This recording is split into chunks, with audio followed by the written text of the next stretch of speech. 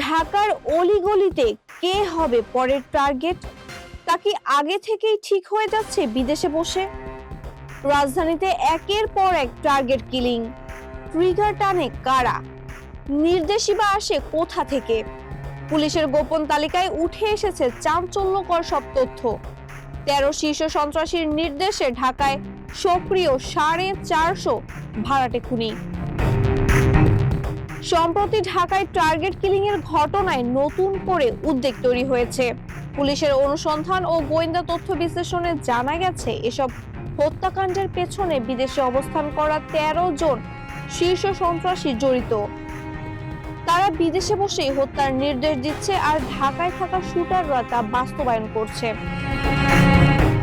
ঢাকা মহানগর পুলিশের তালিকা অনুযায়ী বর্তমানে রাজধানীতে সক্রিয় রয়েছে প্রায় 450 ভাড়াটে খুনি। 8টি অপরাধ বিভাগের মধ্যে সবচেয়ে বেশি শুটার রয়েছে মতিঝিল বিভাগে।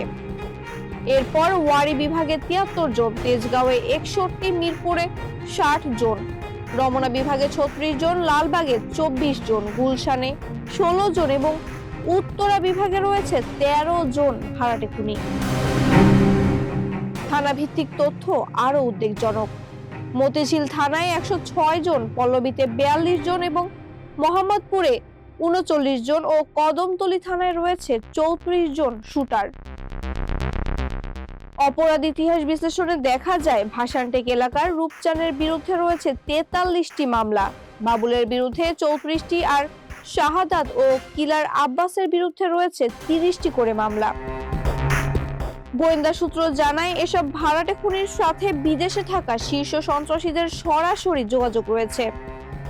অনেক অপরাধী আত্মগোপনে রয়েছে কিংবা নিয়মিত অবস্থান পরিবর্তন করায় গ্রেপ্তার প্রক্রিয়া জটিল হয়ে পড়েছে। ডিএনপির মুখপাত্র মোহাম্মদ তালেবুর রহমান জানিয়েছেন, চিহ্নিত অপরাধীদের আইনের আওতায় আনতে পুলিশি তৎপরতা চলমান। তবে তথ্য বলছে শুধু নজরদারি নয়, বরং নেটওয়ার্কের অর্থের উৎস বিদেশে থাকা নিয়ন্ত্রক ও স্থানীয় সহায়তাকারীদের শনাক্ত করা না গেলে পরিস্থিতি নিয়ন্ত্রণে আনা সম্ভব নয়।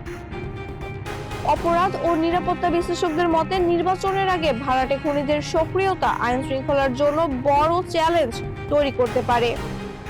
মাহবুবা ইসলাম, মানবকণ্ঠ।